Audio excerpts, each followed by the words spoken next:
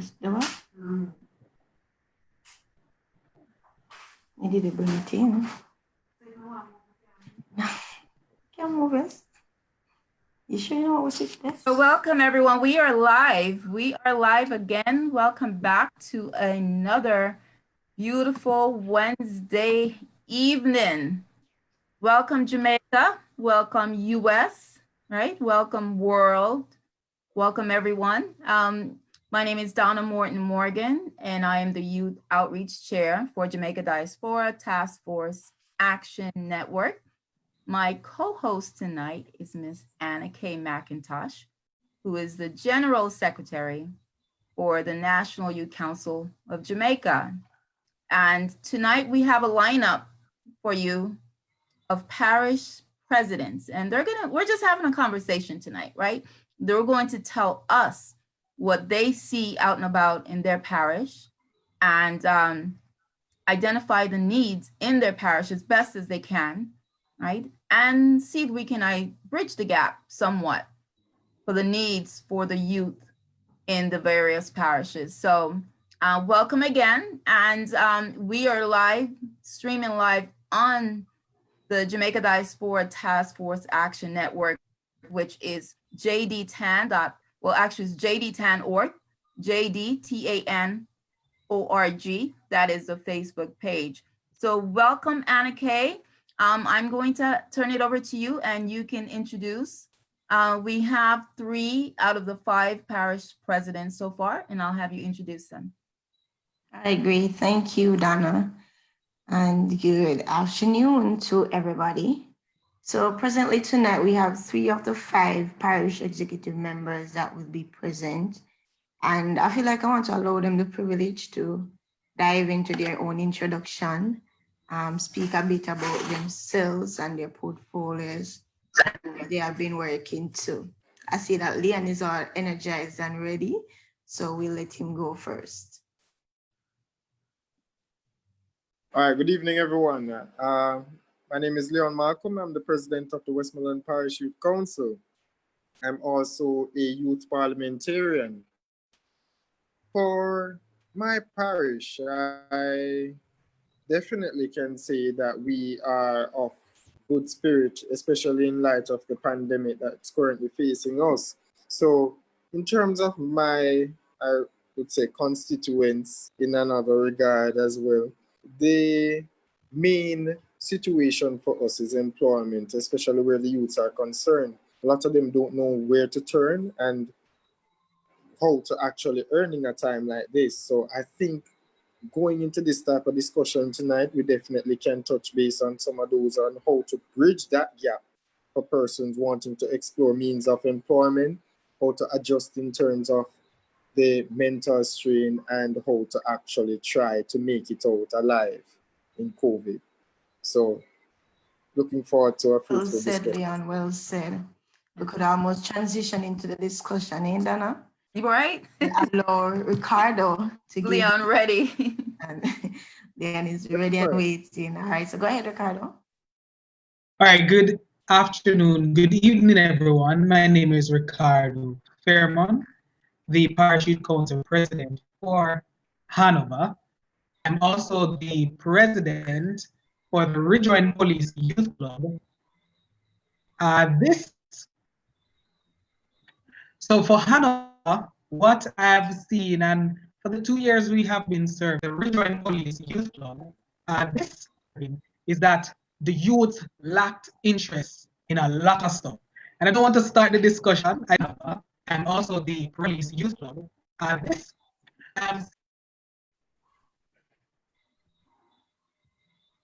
think Leon, Ricardo. So we lost you a while ago, Ricardo. Could you just repeat a bit? You were frozen for a second. Oh, where did I freeze? They lost interest. Should I start? Okay, so I was saying, the youth in the parish, based on our observation, they have lost interest in a lot of stuff. I was saying, let us not dive in that yet.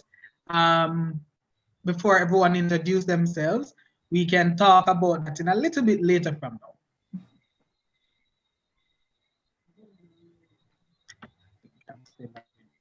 Okay, so we heard from Leon and Ricardo, and now Mr. Horace Brown. Good afternoon, everyone. My name is Horace Brown, President of the St. Mary Parish Youth Council and former youth parliamentarian as well. I believe unemployment is one of the major factors, not only to a particular parish, but the entire Jamaica, right? Mostly in youth. And different youths have different factors like educational wise, access to resources, things like that. And as Ricardo so diligently put it, I'm not going to get into that until we're in the discussion. Thank you. I think, let's see, Antonio, I believe, I'm not sure if Antonio's ready. He just joined us. Antonio Wynn, are you available? Hello. Hi, Antonio. Can you join us on camera? 1 minute, 1 minute. I just reached home. All right, so we'll come back to you. I'm seeing Yes. Rhonda. So we're really just missing Charlene, who's our next parish president. So we'll just go right ahead then. So tell us, those of us that don't know what you guys, tell us, while I allow Miss Charlene to enter, tell us, well, let's see if, we'll start with you, Leon. Tell us what is the role of a parish president, and while we'll wait for Antonio and Charlene to kind of get settled in. We know that people are coming in, you know, from a long day, and so we appreciate you guys, you know, squeezing this session in because we think it's important. So, Mr. Leon, so tell us, what is the role of a parish president for people that don't know and may be interested in joining force with you guys? Well, as a parish youth council president, the main aim should be or is support and management of the youth clubs within that jurisdiction. So for all the youth clubs that would be in the various districts, the various communities, the nooks and crannies, we definitely have to get them unified so that they can be regulated by way of the various parish youth council. As a president, it is integral for you to be able to lead and be able to reach out to persons, especially those of different social classes and different social groups. So as a parish president, it is mainly for you to be able to reach out to persons in a, I would say, adaptive way. So persons who choose to embark on this journey definitely have to be more than just people person. They most likely would have to possess certain skills that would allow them to be able to captivate the interest of most audiences. Because you will interact with a lot of different persons on a daily basis if you're going to youth work. So as a parish president, I think it also needs to be the mandate of your executive body to be able to reach out to multiple persons of different jargons, you know? Okay, well, thank you for that informative explanation, because like I said, there's some people who are wondering, what is a parish president? And it's good that you can say it's not for everybody. It takes work, right? It takes commitment. Yes, sure. And dedication. I see that Anna Kay is back, so I'm going to allow her to introduce someone. Right, so I am seeing Rhonda Walker on the Zoom with us, and I believe Rhonda is a parish empowerment officer. Am I right, Ricardo? Can see you laughing. Yes. Hi, Rhonda. Hi, Anna Kay. Good evening, everyone. Good evening. Thank you for joining us. So just You're for the welcome. length of the conversation, could you just give Ms. Martin a summary of the role of the empowerment officer? All right. So the first of all, we Excuse work me, with the Miss Rhonda, can you join us? Are you able to join us on camera? not right now. Okay. All right, so I'm sorry about that. But first of all, we work, the youth employment officers work with the Youth and Adolescent Policy Division of the Ministry of Education, Youth and Information. And we were given the task of overseeing the operations of the National Youth Council of Jamaica, which is the organization that the youth club presidents, the organization that the Parish Youth Council presidents represent, or the organization that they're a part of. As youth employment officers, we have so many roles, including one, research for information on the situation of young people in Jamaica so that we can inform the formation of a national youth policy. We currently have a new one out. We are tasked with the responsibility of ensuring that the mandate of the national youth policy is carried out, of course, not by ourselves, but we also have to work with other partner agencies. We operate youth innovation centers. So we have youth innovation centers right across the country. Most parishes have a center, and at that center is basically a safe space for young people. So we offer a number of services, but what we like to say, and what I like to say personally, is that we treat with individual young people. So no matter what service, no matter what need they have when they walk through our doors, we try our very best to ensure that that need is fulfilled. If we can't do it, then we refer them to other agencies and other organizations that can address the need that they have. We offer counseling services, we offer school support, we offer career guidance, we do career development with our young people. We pride ourselves in our student leadership programs and our youth leadership programs in general. So we work with the National Secondary Student Councils. We work with Peer Council Association. We're now working with the Jamaica Prefects Association. As it says, Youth Empowerment Officer. So whatever it is that we need to do to get our young people to be on the path to maximize or to realize their full potential, then we do all of that. So that's in a nutshell what we do. We work in the schools, we work in the youth innovation centers, we work in the communities, we partner with other organizations to ensure that young people are trained in personal development, career development, to ensure that they acquire skills training. We try to engage deep rural young people. So most times services are offered in urban centers and urban areas. We try to go to those young people who, one, don't know that these services exist, and then we try to bring those services to them.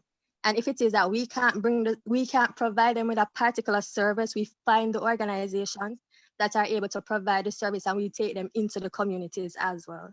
So it's youth development, positive youth development, whatever youth development is, we're involved in it.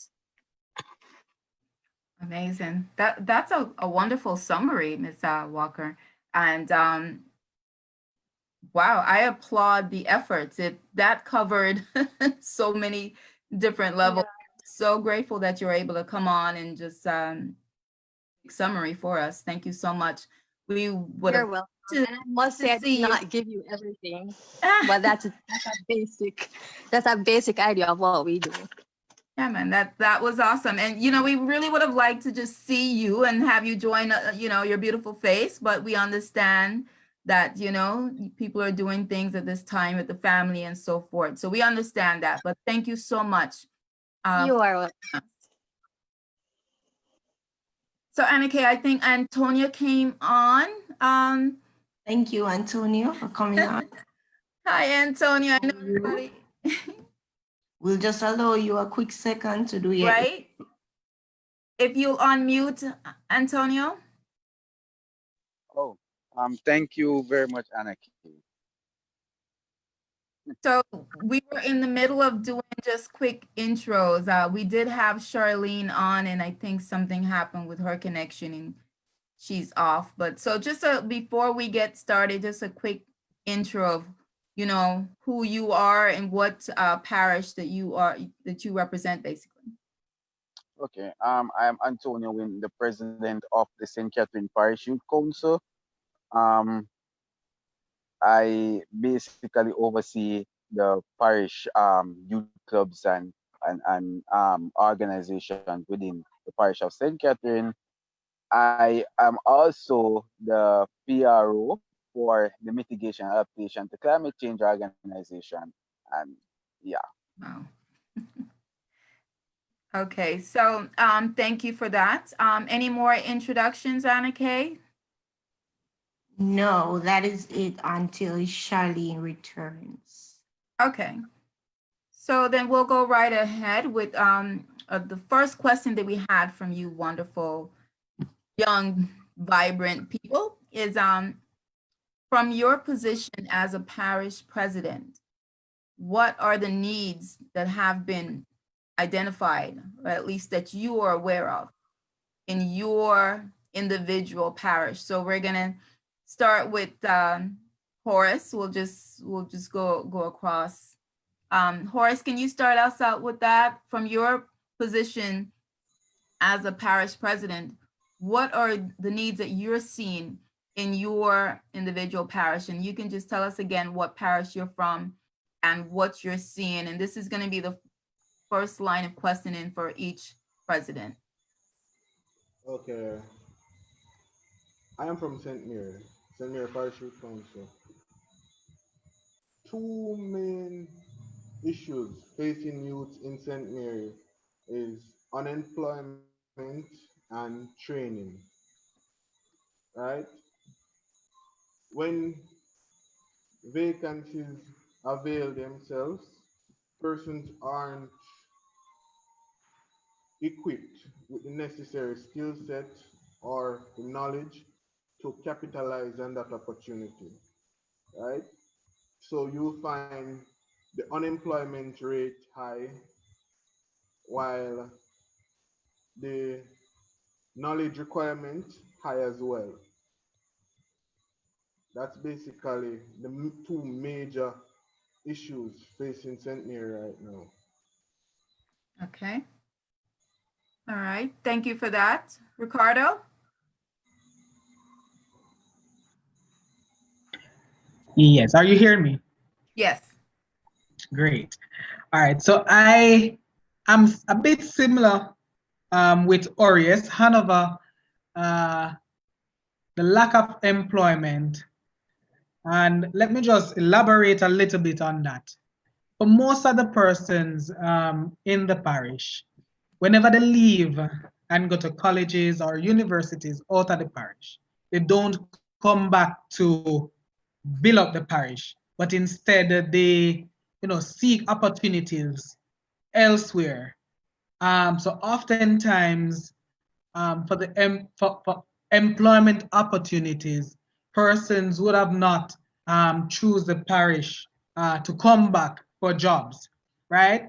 And for the ones that are here, based on my interaction with most of them are, should I say, the unattached youths, they are not going out to seek the opportunities that are there within the parish.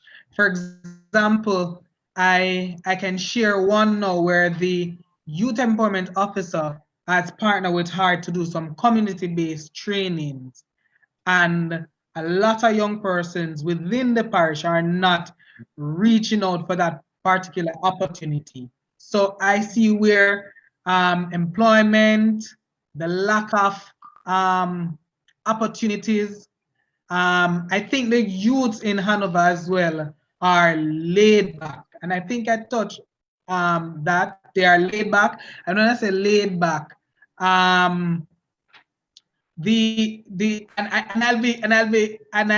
calling on the youth empowerment officers a lot, because they really go out and beyond, and they pull the parachute with them, right? So they would have seeked a lot of opportunities to benefit these young people. And on the day of whatever we're having, they don't show up, right? So those are just few of the stuff that is lacking within the parish. Okay, so we heard you say training, unemployment, and opportunities, and maybe lack of motivation? Motivation, yes. Okay. Okay, Leon, could you tell us what parish again you're from and what you see? Okay, I'm from Westmoreland.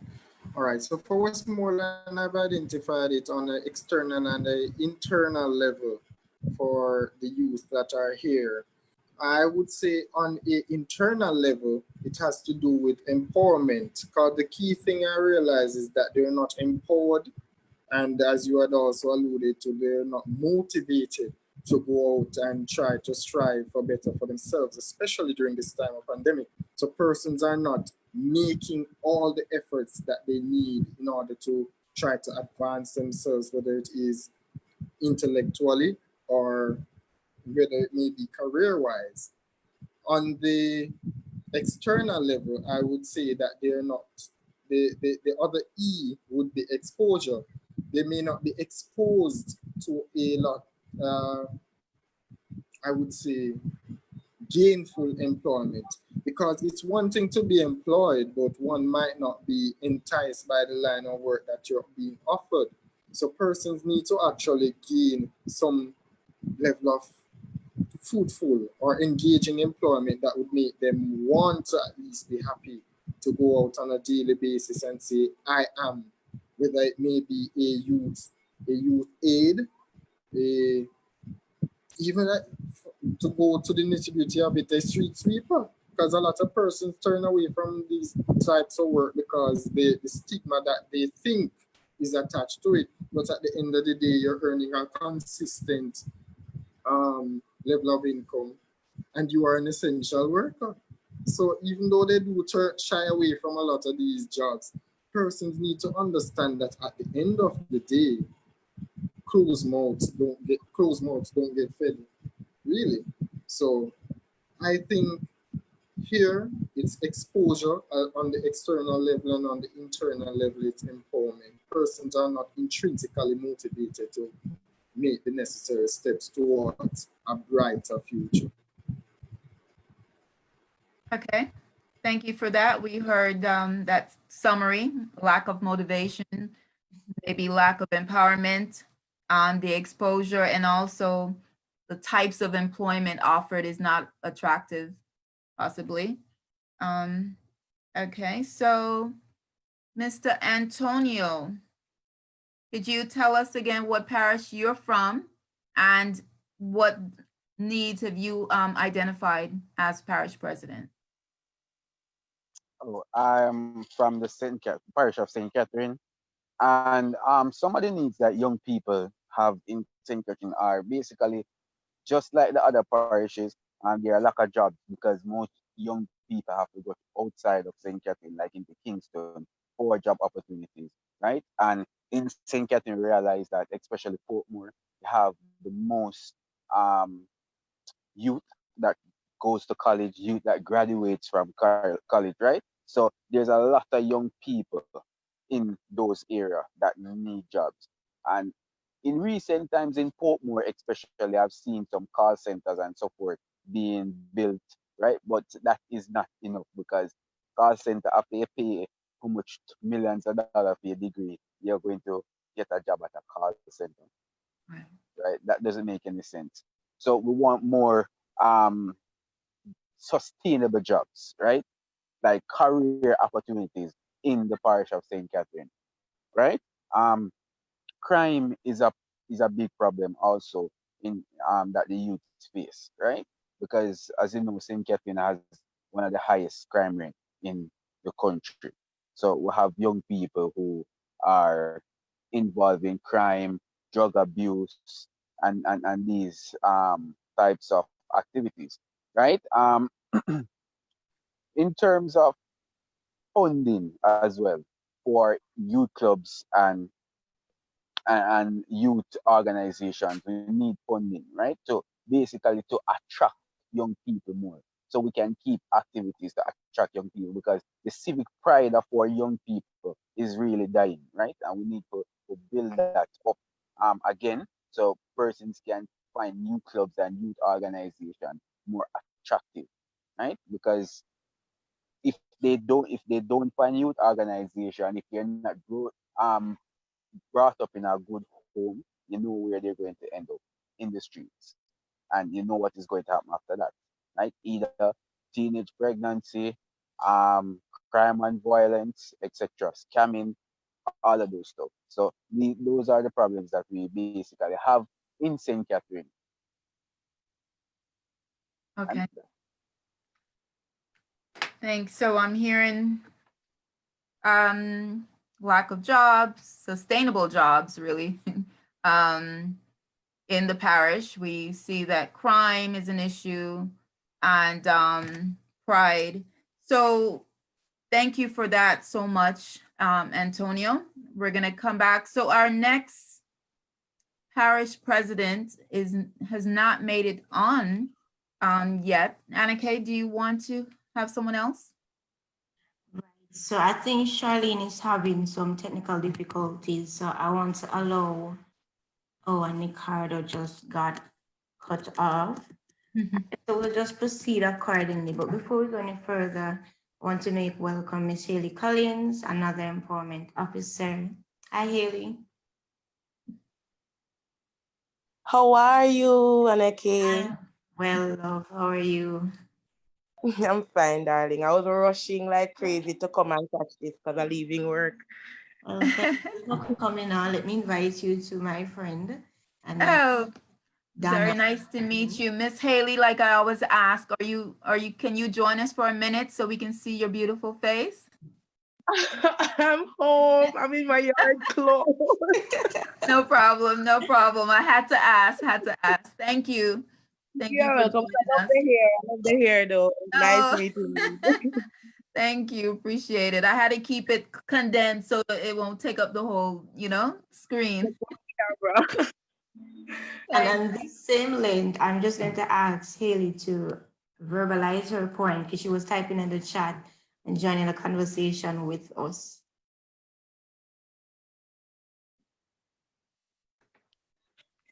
Definitely. What was the question, Anake? No, man, not the question. I saw that you were making a point in the chat. Oh, I was saying, I was responding, I was really reiterating what Mr. Fairman was saying earlier about the issues in Hanover. As a youth empowerment officer, one of the issues that I see, even though there's a lack of real, enough employment in Hanover for everybody, what I find with young people is that they tend to be disempowered. And he mentioned something, and it's something that I would have had personal experience with. We go out, we try to leverage resources, we try to leverage these employment opportunities for them. We have sessions with them to link them to mentors, to link them to persons, and they will just not show up. So I personally believe that some of these young persons, maybe not because they want to, but because of the lack of opportunities, they become disempowered and they'll lose the drive that they would need to actually go out and seek these employments. For Westmoreland, I live in Westmoreland and I see how the young people operate.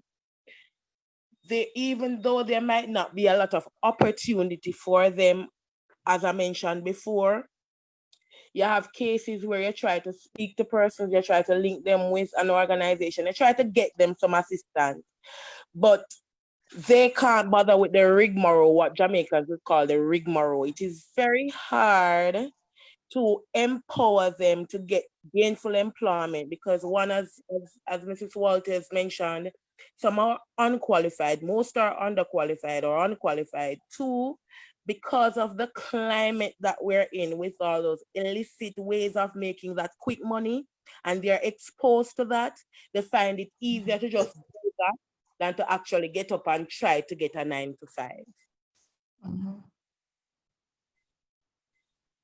Okay. That's so true. And yeah, that's so true. Because you even find it with the youth leaders too. So it becomes a ripple effect where it's passed on. It's as if the youths, they don't find anything interested anymore. Once it would have been for the interest of the resume that they may participate or get involved. However, persons are just not interested. That's very true. Thank you. Nicardo, hello. Do you want to add anything? I know you got off for a few minutes. Are you able to voice anything with us?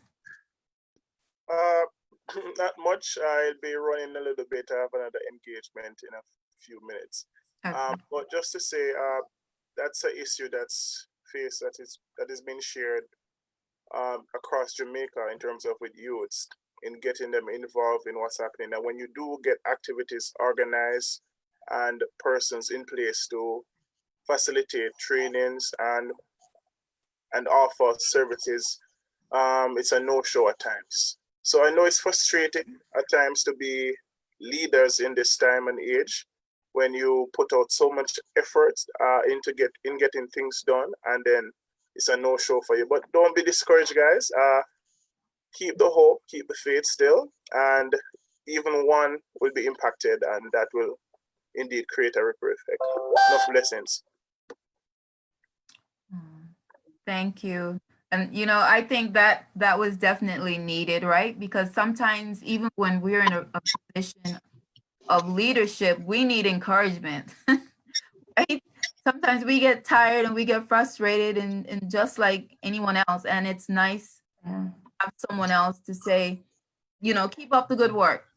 And even if you help one person, because sometimes we can't help everyone because like you said, maybe they're not ready, maybe mentally, emotionally, whatever it is, they're not empowered and they don't want to do the work. So, but just know that what you guys are doing, you are making a difference, you are impacting. And even if you don't see it in the bountiful numbers that maybe you want to see, just know that maybe you're not going to see it now, but it may be 5 years from now, somebody come up and tell you, boy, you really made a difference for me. You probably didn't even know it at the time. So just keep doing what you're doing, the love that you have for people, because not everybody can do this type of job. Not everybody can give of themselves. It takes very special people to do this. So know that you guys are indeed special. So so I don't think Miss Charlene, I don't think she's going to be able to join us. So we're going to just go right along. So we talked about what the needs are. So do you guys think that there are resources available? So I think what I'm hearing is, yes, there are resources available, but you can't bring the person, you can't you bring the horse to the well, but you can't make him drink. So Horace, how do you tell us what you feel about the resources? Do you think that there are enough resources, or what do you think the missing link is for your youth? All right. There are resources.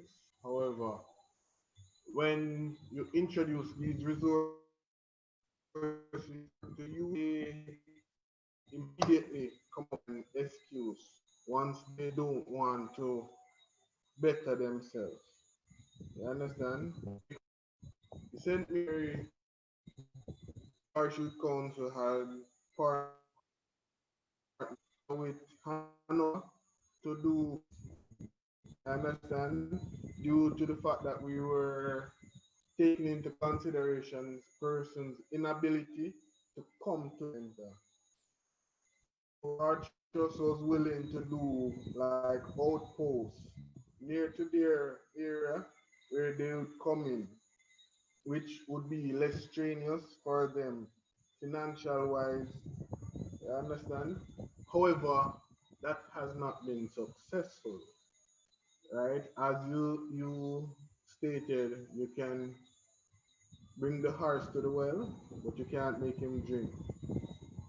So I think that contributes highly to the current level of unemployment. However, empowerment sessions need to be increased. We have to go in a bit more aggressively in the sense you have to let persons see what they're doing now is not affecting anyone other than themselves.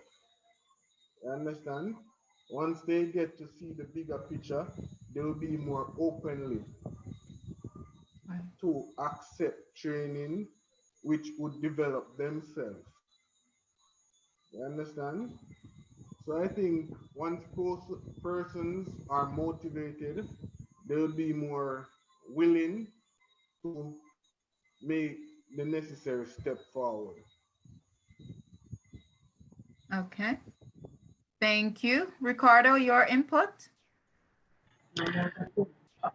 So I believe they are, for Hanover, they are not much resources as it relates to employment, as Mrs. Collins had mentioned earlier. But I believe that there are resources as it relates to training and development, because the youth information centers provides that, as well as there are other organizations like SDC who provides training for various stuff, right? Even HEART, in particular NYS, provides a lot of training as well for persons. But I'm going to agree, you can take the horse to the water, but you can, in particular NYS, for persons, seem to drink. In Hanover, I think we, and I'm speaking for me, can take the horse to have been spoon-fed a lot. And as a young man in the parish, and I'm going to speak for the males now, the males are losing, or should I say, the males are losing their true purpose in society, because most of the times when these opportunities show up, it's mostly the females you're seeing, right? For example, the summer work program, more females applying than males. There are other programs that are offering within the parish more females than males. Even the training with the youth empowerment officer and HEART, the community-based trainings, you find where more females, sometimes only one, sometimes none. So I believe that the young men in the parish need to get up and go out and start taking back the position of being the head and not being the tail. I remember speaking to a gentleman the other day. It was just a community walk, and I said to him, "What are your plans? What do you have to? Are you currently going to school? Are you currently working?" And his comment to me was, "Me no want hear nothing about no school. School can't help me." And I was like, "Really?" And he said, "Yeah." And he made a comment. I choose not to repeat what he said. But he made a comment, and I looked into myself and I said, "But what is our young men? What is our young men really up to? What are we aiming for in society, right? The few that really reach out and make something of themselves, I must applaud them, right? But for the rest, I think you guys need to get up, go out, and start seeking opportunities for yourself so that you can make an impact in society and also help your family as well." I think I strayed from the real question, but I answered it as well as elaborating on some other stuff. Yes, I think that was wonderful, because sometimes we need to make, do examples to make a point. So thank you for that, because this is why we're here, to get a personal view. You guys are the ones that's out there, you know, engaged in the community. We are here in the diaspora, or we're in, you know, at work and so forth, but you guys are on the ground, and that's why we felt it was necessary to talk to you as parish presidents out and about in the community. Mr. Antonio? Yes, I'm here. What is your take on availability of resources? All right. There are resources available for some programs and some activities. As Ricardo said, there are resources available for trainings and so forth, right? But most of these trainings, we tend to look for youth club members, right? Are members who are a part of youth clubs. Some agencies like SDC, the Youth Innovation Center, Youth Empowerment Officers, and so forth, they look for a specific type of youth based on the type of training that is available, or our capacity building workshop that is available, right? But at the same time, we are not.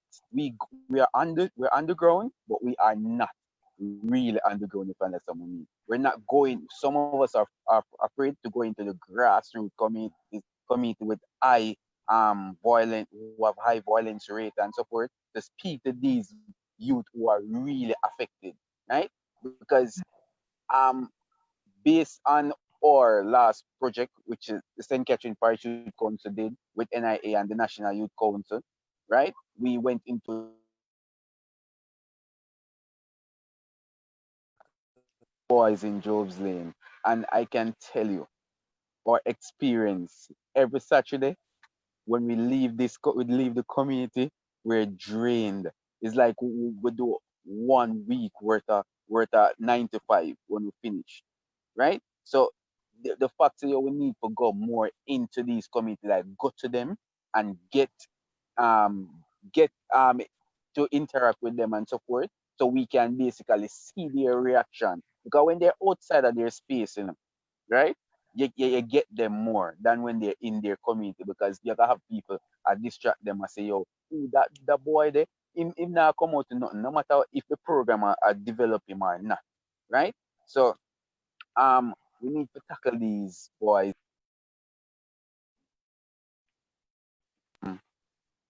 to basically to strategize, and because a lot of these programs, they are just there for the face, right? They don't have a specific strategy where we really want things or really want to accomplish, change it in these young men or young women, right? So we need to get programs who will tackle these things. If them have drug abuse problem, we tackle it head on and say, yo, put things in place so we can help them to stop, right? If them have violence problem, put things in place will help them to stop, or reduce their activities regarding those stuff, right? So in terms of large project resources, we need a lot. In terms of develop youth clubs and so forth, we need a lot of resources, and I don't think there are much resources available. Or some youth clubs or some youth leaders don't know where to go to get these resources, right? But some of them are available, but some of them are hard to get because we don't know where to go to get them. Okay, well, thank you for that. Leon? All right. So in terms of the resources that are available here, I would definitely say that there's a consensus where training is concerned. There are trainings by way of the Hard Trust NTA, independent bodies such as USAID, through even the Parish Youth Council as well, and the Youth Empowerment Officers. So there is no lacking in that area. It's just that persons are not being, well, as I said before, empowered to go out and try to make use of these opportunities. A lot of persons shy away from these type of, whether it be manual labor. Bringing it closer to home where our parish is, Westmoreland is concerned, persons are drawn to the get rich quick schemes, such as the known lottery scamming and the fraudulent activities. So I think the resources need to be marketed better in order to reach these persons so that they can know that there are more viable means out there more than just trying to get rich and go down that road, because there's nothing, it's an unbecoming road. So persons, whether it may be in the inner city, I won't say that in communities like Russia, for example, which are very volatile communities in Westmoreland, Russia and Cook Street, Desta Street, all of these areas I'm quite familiar with. These are not areas that persons are limited to certain things. Under even JCIF, they can benefit from educational programs as well. So it's not really that there are no resources and not that there's no employment. It's just that persons are not empowered because their mentality is constrained by the fact that they're in a area that makes them stagnant. Persons in their area just keep on saying, just like Mr. Wint had said, if you take them out of their comfort zone, you get better results out of them. You see the individual and not the community. So it's not just having them, if you get the opportunity to take them out of their comfort zone, persons show you their potential. So if you can identify the potential in each of these persons as an individual, I think that is key. So not resources really being our issue. There was probably once upon a time, I could say, for Westmoreland, we weren't exposed to a lot of resources because of our location being outside of the metropolitan area. So having grown, having matured and being exposed to a lot of these things, I cannot continue to blame lack of resources. It's just persons now being complacent in where they're at. So persons need to be empowered in order to actually climb the ladder. And as we say, drink the water. Thank you so much for that. It is so wonderful to hear you guys, your take on this, right? And the consensus that I think I'm hearing is there are resources. There are resources. But how do you get the individuals, the youth to even apply for the resources, to participate in the resources? So you can set things up all day long, but you can't force people to participate, to come out, to fill out, to get the training, to get the skills. And it seems like the community involvement seems to be a big factor, right? The community influence, the mindset, the mentality, the lack of motivation, the lack of empowerment. So that part is what I think I'm hearing the most from you guys.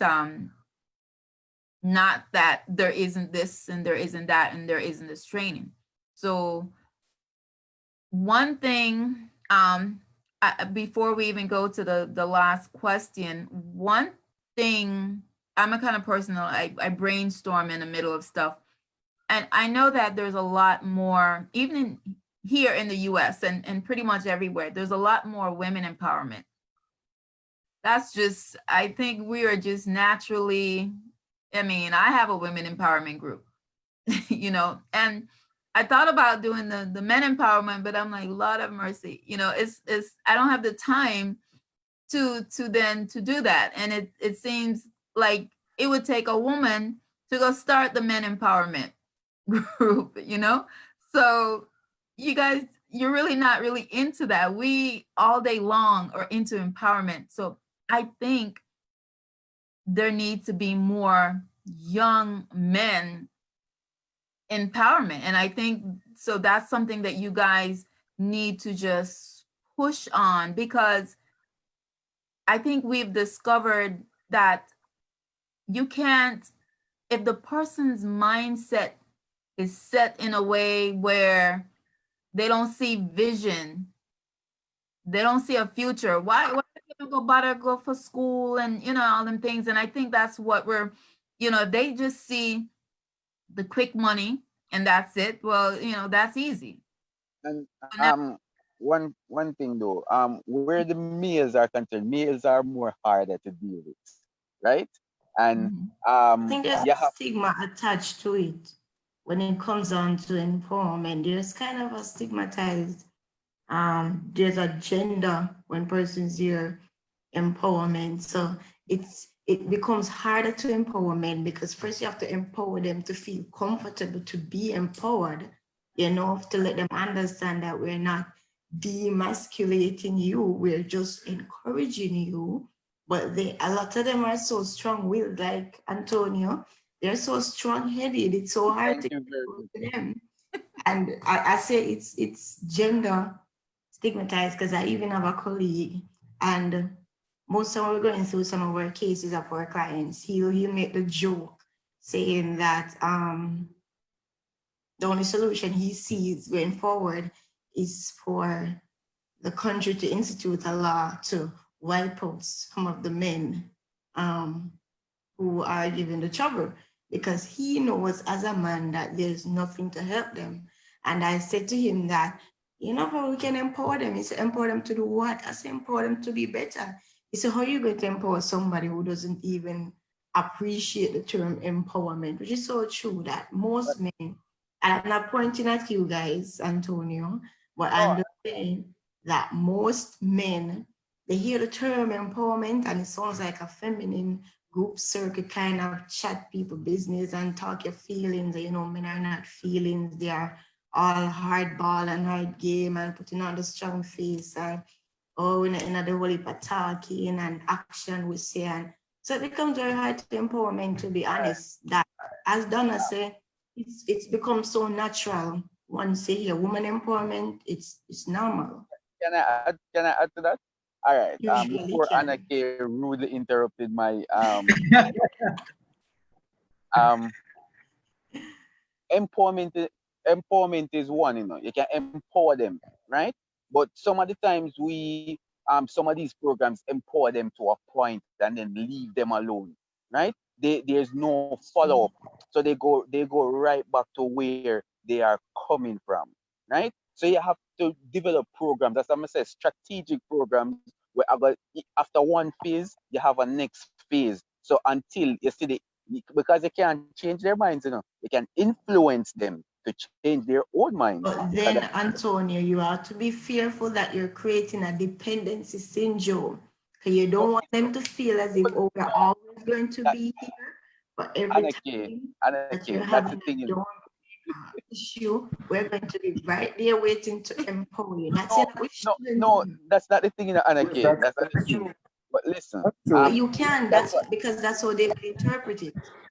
No, yeah, that's what I'm saying. That's You gotta true, have because different if you phases. create a dependency, No, you gotta sorry. have different phases, right? So right. the ending phase is you're going to teach them how to go out there and do things for themselves. That's what I'm saying. You have to have strategic programs, right? And these programs don't basically end up in that way. So after everything done, them just say, you know what, them are gonna come back or them are gonna help me out same way. There's no program. I've yet to see a program that when a young man left, him can try to empower like 10 young men, them are gonna empower 10 other young men after the program done. Right? And them develop this confidence to go out there and do it on their own. You might have one or two who just have I just a good apple out of the bunch and decide say yeah, this I gonna do it because me can't bother with the hard life and all them. My thing say. And if I should add something as well, it's harder to get males to sit down in a session. Very hard. Most males. So I see Mrs. Collins messaged something in the chat that you have to go to them. Find them where they are, in the bars, wherever the hangout spot is, you have to go to them. And that's the way I believe that we will be able to empower men, because when you go to them, go to their level, not that you are trying to become like them, but going down to them, and talk to them, because it worked, right? Then I believe that we'll be able to empower them, right?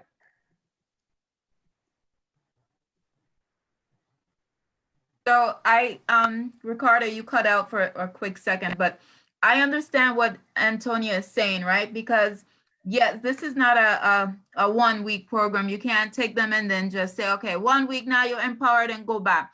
It has to be, it's kind of like going to AA.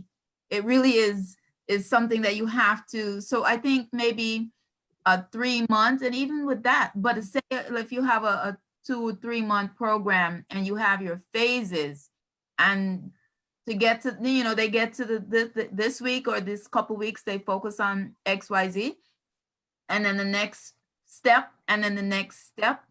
Because yeah, it's the mind, let me tell you, the mind is something that once your mind is made up that there's nothing good for you, they can some of them will sit there all day and nothing that you say to them is going to change their mind. But there are going to be a few that will have that little in their gut saying, yeah, you know what, this isn't really not for me. So I think the phases is a wonderful idea. And then after maybe 8 weeks, something like that, then they are released into the program and they pledge to then help the other young men, right? You don't just leave them. So you keep having it. It's like a pay forward kind of a thing. So they keep helping the others. But we have to reach the young men. We have to. So like Ricardo said, maybe going to them, because they're not really seeing a lot of the influence that they're seeing is really not the best for other men. So they're seeing a lifestyle, right? And it seems like the younger generation, they see the lifestyle and they want the cars, they want the house, they want the this and the money, right? Everybody want the quick thing, and they don't really want to go through no training and skill set and all of that. So they need to start seeing the successful business men, the skill set, the carpenters, the construction people, men, they need to see that too as being a success. And unfortunately, I think most of our young men especially, and young women, see those kind of people as, bottom feeders, kind of. They don't respect those careers, electrician, things like that. So, and the men empowerment has to be set up by men. No man want to come sit down and hear no woman talk. So so for like you guys, I think that's something that you should maybe try to coordinate, or if it's not enough time, but I think just have like we're doing a Zoom right now, do a Zoom for men only. And then let you guys talk to them, because they're not going to talk to us. So I think that would be, I'm seeing a whole workshop in my head right now. Just there's a group here called Jamaican Men of Florida, and it's a spin-off from Jamaican Women of Florida. And when I saw that, I was like, wow, if I Google women empowerment, we will have thousands of pictures on Google. You type in men empowerment, you don't see nothing. There's nothing out there for men empowerment. That's true. That's true. And So, it's sad to say that, sorry about that. if I may chime in there, because I found it so amusing a while ago that women would have to teach men how to be men. You know, despite the whole traditional thing where the man leads the household, it's no way we're having to use the empowered women to empower the men to be the lead of the household. Right. So it's I won't say it's sad, because from a probably a feminine perspective it might be the goal, but at the end of the day we still need No, our I men. think it is sad, and I think as a woman, well, I think we're just natural born because we are parents, mothers. We have, I think, a natural ability to shape, right, and to influence. So I think it just comes natural for most of us. So, and we just, ideas just come to me. I swear, I have a Facebook group, and I have a women's group, and then I have a men's group, but I didn't call it empowerment.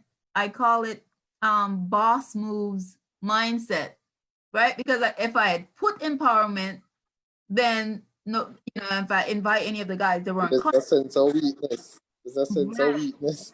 So the name boss moves mindset. And then most of the pictures that I put daily is with the guy, right? With the man. I put one or two woman picture, but it's mostly with the man. And I do quotes about mindset. So, I have to do it that way. But if you search and you wait for the man to really set up that empowerment, I won't say it's not going to happen, but it's not happening. It hasn't happened so far. So, but it takes young men like yourself, because you have to remember all this stuff was kind of stigmatized. First of all, the whole people talking about mindset. Our parents didn't talk about no mindset. They were thinking you're crazy, you're mad, so the fact that we are actually having this conversation and we're understanding, realizing that that person's mentality will influence them. So even you'll have a group of people in the neighborhood, and you'll have a group of people that will come and register, and then the other group that will not. And all the differences is their mindset. They live in the same community, right? The same environment, but their mindset says, I want to do better. I want a chance. I see, maybe even if it's a little hope, but they see a little glimmer of hope, of vision. Whereas the persons that are not showing up, they don't see a difference in their life. They don't see vision. And, we know the Bible says a man without a vision shall perish. So this is what has basically happened generation after generation. We just don't know how, we don't understand it. So we're dealing with the same issues now, probably more so than our grandparents dealt with. It's just, you have some people that want and some people that don't, but it seems to be getting worse because our younger generation, they don't want to go to work. At least our older generation used to work hard, 12 hours a day and so forth. This generation don't want to do any of that kind of stuff. So I definitely see more implementation of men's summit. So you leave out the word empowerment, just men's summit, from young men, middle age, and then that continuation and having some kind of follow-up with them. And after maybe a year, they come back, and then they also become mentors. Only a man, even as a mom, I have 2 boys, and I can't teach them how to be men. So it needs to come from men. So you guys are going to be the one on, to step up. And even if you can't do a big scale right now, the good thing with COVID, everybody's doing Zoom, and you can put together something in 2 weeks, right? So you don't have to go rent the hall and feed nobody and all that kind of stuff. You can just say, we're doing a Zoom event, and it's just men. and everybody that come on, they have to show their face so you see that it's men, young men, middle-aged, whatever on there. But I think that's because that's the whole consensus is they don't, you can bring them to the well, but they won't drink. So we need to identify why. You know, maybe that person need to find out their passion. Maybe they're not passionate about being an electrician or a carpenter, but maybe you say something like graphic design and wow, they really love that. So sometimes you have to identify the passion of that young person, because maybe what we're pushing is not the right aspect. But I think getting more on a personal level is, I believe, is going to be one of the keys, the solutions. So as we finish up, Anna Kay, do you want to do the last question? Sure. You know, you were talking just now, and I remember last night I was on a Zoom meeting, and as soon as the host said, well, everybody turn your mics and your camera on and let's just introduce ourselves, all the men left. All the men left the meeting. It was so embarrassing because she said, turn your cameras on, say one interesting thing about you and your name. All the men left the Zoom meeting. But that's another joke, another conversation. I see that Rhonda Walker has left, but she has listed some very powerful points, which leads to the next question. Her points, I'll just read them out aloud. Her points say, let us remember that there are different levels of empowerment, and sometimes we have to get young people mentally ready to receive. We have to reach their hearts before we can reach their heads, and that's sometimes a long and tedious process. And sometimes they also cannot afford to take up opportunities. So the next question, the last question that Donna and I discussed was, given the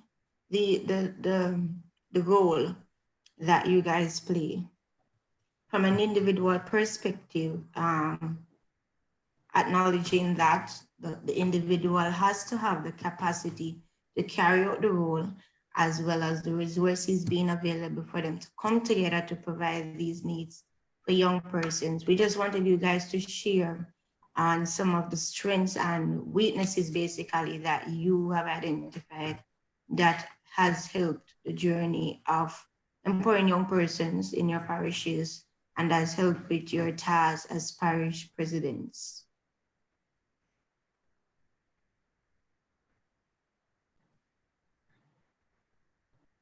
Who wants to go first? Ricardo? That question, they kind of long still.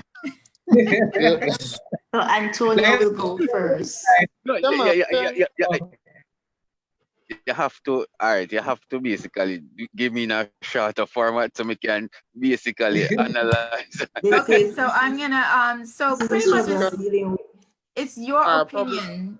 What is your opinion as Miss, what is your individual opinion of anything that's missing or any improvement? Since as you're wrapping up your term, what would you say, you know what, from my opinion, my 2 years, I think we need more this, or we need less that? Just your opinion from your role. What would you tell so that the next person coming in to fill your role can have a better understanding, or, you know, be in a better shape than you are? All right.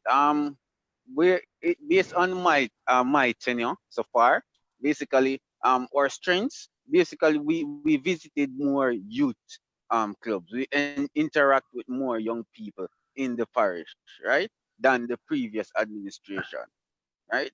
But the previous administration did very well. But the interaction with youths and the executive, right? We basically did more of that. We interact with them more, kept more events like workshops and so forth, going to youth club to speak to youth club leaders, give them trainings and so forth. In terms of where we fell short, um, in terms of helping them more in getting getting resources, right? I would encourage the persons coming in, help the youth clubs more to get help the youth club to get more resources so they can be more sustainable. Help them to be a more a, not just a youth club but a social enterprise, right? So young people can benefit from the youth club and not just go into the youth club and then leave into and go into the world. You need to develop more personally as a person, right? When you go into youth club, let the presidents and the executives of youth club be more equipped, right? To basically engage the community, help them to train you more young people to be like them so you can have a longer lifespan of the youth club and the youth organization. So I think that would be our weak point, right? But in terms of basically going and basically talking to the young people, we have done fairly well and so forth. Yeah. And each of my members, because what I do as a president, I basically give each executive member the opportunity to develop themselves, right? Do more and give them more tasks. And when we have events and like Zoom meetings and so forth where I I might be available, but I want somebody else to basically develop themselves, right? Because at the end of the day, you can't leave as a president or an executive member, and your youth club or your youth organization cannot go on. You have failed as a president, right? So I would encourage more people to do that. Okay. Thank you very much. What are you saying, Anaki? I see your lips move. That's because I wasn't talking to you, Antonio. um, let me see if I can go now. So for myself, I think I have build a relationship as with my youth clubs as well as my executive. We have built a relationship throughout our tenure. We have not do we have not done much activities per se, but I can say that at the end, our youth clubs can say that the Parish Youth Council was with activity. Where I think we fall short was more social activities with these youth clubs. Yes, as a council, we visited their activities, but sometimes we have to go out of our comfort zone, leave our communities, visit other areas to experience that stuff. And I think as a council, we did not encourage the youth to do interclubbings, right? I think for the next persons who may be going in, I think more funding, go out and beyond to see if you can get funding to assist the next these youth clubs. Because as it says,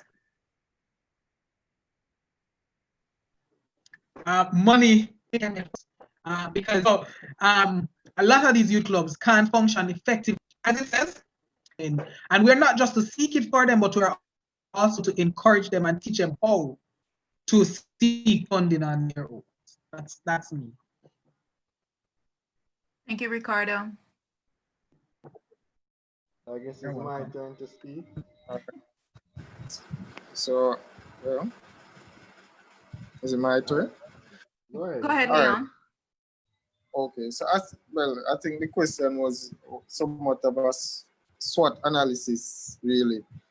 So, strengths that I would have looked on. For youth clubs, I would say that the strength really, especially coming from the parish executive, needs to be that of a unified front going, because personally, with my executive, which was installed in January, I had to be quite strategic with the group of persons that um, we would have looked at in terms of nominated, because there was a streaming of persons, and then we had to look at it and say, hey, we have to have persons from different jurisdiction, different areas, so that we can reach more persons effectively. So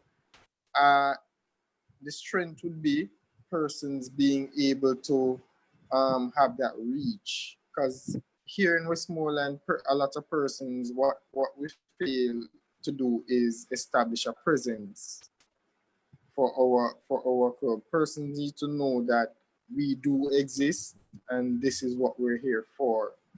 The weakness would be lack of public relations in terms of us making ourselves and our services being marketed, especially where we have our Youth Innovation Center being where it is. The location of the Youth Innovation Center here in Westmoreland is, it's not necessarily central. However, it has all those resources there. The training, the personnel, the computers, everything is there, but persons don't either know about it, because there wasn't even a sign at one point to say that this is here and this is what it's for. You just know that there's a building there in the bushes. Opportunity, I think, would be where, as it was Mr. Fearman who said that seeking funding, there is opportunity in funding where I've seen, especially with one of our more recent projects, our partnerships with the National Integrity Action, where persons, we were able to enlighten more persons by way of the funding that we're given, because we appealed to them. We went out, we had 3 different areas. We have entrepreneurship, program development, and sports, where persons were engaged in different areas. So if it is that you're passionate about sports, we had a component for you. You're passionate about entrepreneurship, we had a component for you. And program development, it ranged from from different sets, whether it may be plumbing, electrical, all different type of skill sets. So there's opportunity in funding because you're able to appeal to different persons. And threat, I would say it maybe just the persons or the executive members not being empowered enough to appeal to their community members or persons in the youth clubs. So I think what we need to do, or the essence of the conversation may have been us being empowered enough to empower others. Thank you. Wow, that's very good, right? Because you have to be empowered too, because you're pouring out so much every day, and sometimes you need somebody to pour back into you, because we can get our can get so low sometimes, and if we're not filled up, how can we then go and keep pouring over and over and over? So the health and the wellness and for the executives and the in the youth club, that also needs to be addressed and looked at, and make sure that you guys are being treated, or just the welfare, because you are going to be the ones to go in and interject and anything on behalf of the organization. So thank you for sharing that, Mr. Horace. Okay. SWOT analysis. Strength. My strength would basically be, my main strength would be my team. My team has been experienced. We also had a member from the previous council. He was the past secretary, is now our PRO. He brought us quickly and meshed us in our role, got us familiar with what we're supposed to do, what we're not supposed to do, things like that. However, we were operating for a period without a YO. The YO is basically like a person guiding the youth council, right? However, we managed because there was a person put in place that was managing the center, assisting us where we couldn't seek assistance from upper heads. We got the youth clubs, they basically went back to a new stage. You understand? Because they didn't have the guiding body, no youth council to manage them for an extended period. You understand? So we basically got them back new. Things that they had known before, they either forget about it or the relaxed period let it slip their minds. However, we brought them back up to speed. You understand? We partnered with Hard Trust and a few other stakeholders to get them a few training. You understand? However, persons persons reluctant for the training. You understand? As we stated before, you can bring the horse to the well, you can't let them drink it. Right. But funds are, I wouldn't say fully available, but they're available to some categories. You understand? So what we have done is we introduced proposal writing to our youth clubs so they can seek funding. You understand? Right. We are trying to make them sustainable, not only to depend on the council for assistance, however, but to be sustainable, to have a extended lifespan. You understand? What else? We had a few activities. One of our major activities had to be postponed due to the pandemic. Anake would have known about it. We had planned a regional capacity building workshop, right? Where we would incorporate 3 different parishes within the region and their executive would be trained on a number of skill areas to deliver to their clubs. You understand? However, that was postponed. We still are aiming to have that, even though we have a short tenure remaining, but that's basically my rundown. Okay. Well, thank you all for sharing, right? We've been taking notes and we'll try to put everything together like a little summary from each individual, each parish president. This was really an eye opener. It was good to hear. It's always best to hear directly from the individuals in the area.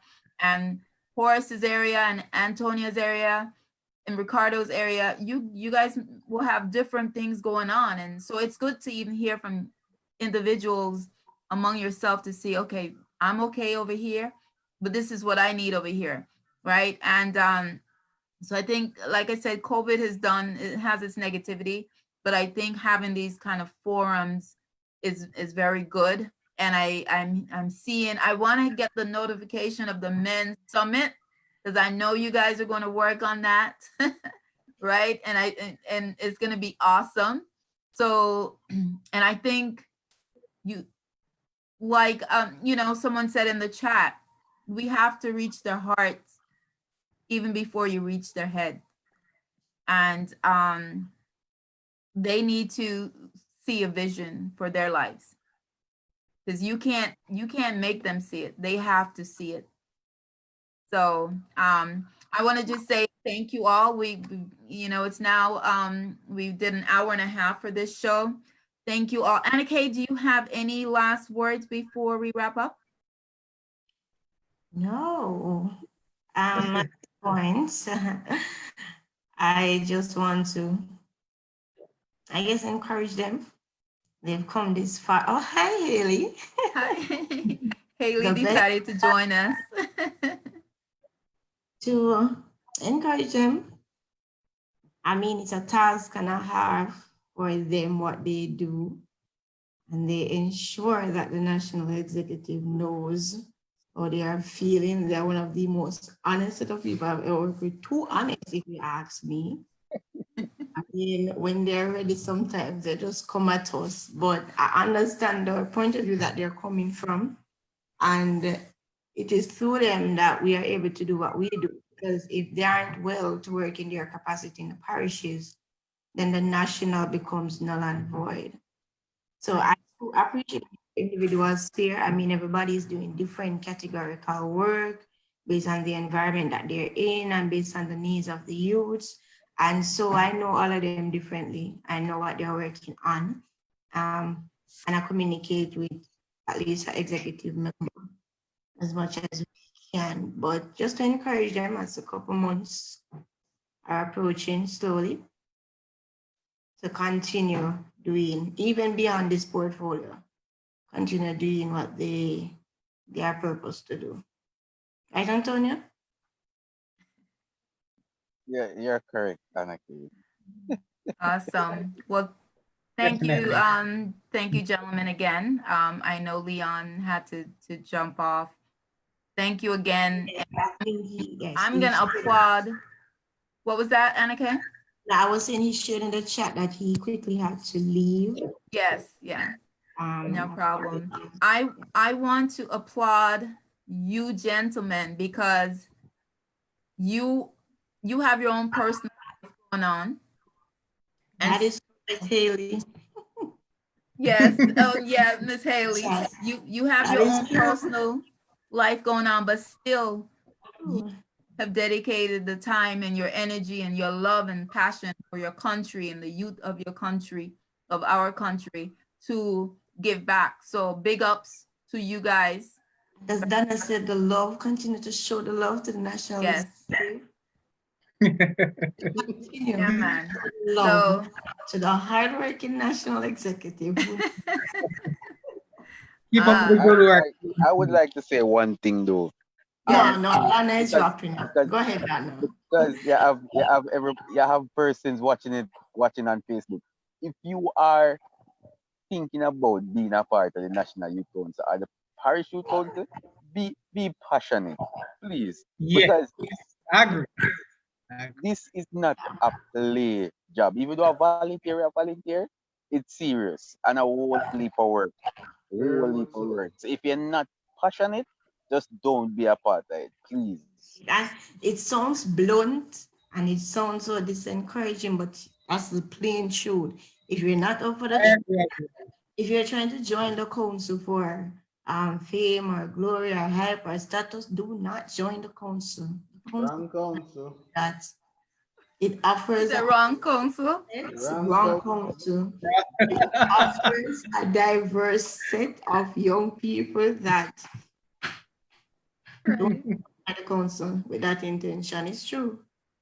Well, I understand because, you know, our group, my group is Jamaica Diaspora Task Force Action Network, and we do a lot of action. We do a lot of work. We're working like 5 times more now with COVID, doing all these different sessions. So it's not for the faint, right? You have to have a passion, a natural passion to do this and to incorporate time and your family and so forth.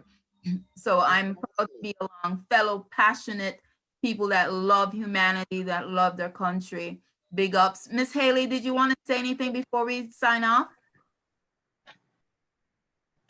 Not really. I just want to say to both the regional presidents and the national exec that you guys are doing a great job. As I said in the chat, the presidents are working. They just need to revamp their executive body because they alone cannot reach the mass. They alone cannot empower everybody. They are going to need the help from their team. And if the team is not fully their way, they're not going to get anything done. So I really appreciate them for what they're doing. I'm proud of them. And I must congratulate and commend them for the work that they're putting in. they need to revamp, especially in Hanover. Hanover needs to revamp their executive body. All right. Well, thank you, everybody. Thank you, Facebook, for joining us, right? It's getting late now, and we appreciate you taking the time to listen to the passion from the hearts of these young, wonderful people. So with that, we're going to say later. Have a good right? And thank you until next time. Blessings. Thanks, guys. And now I shall go home.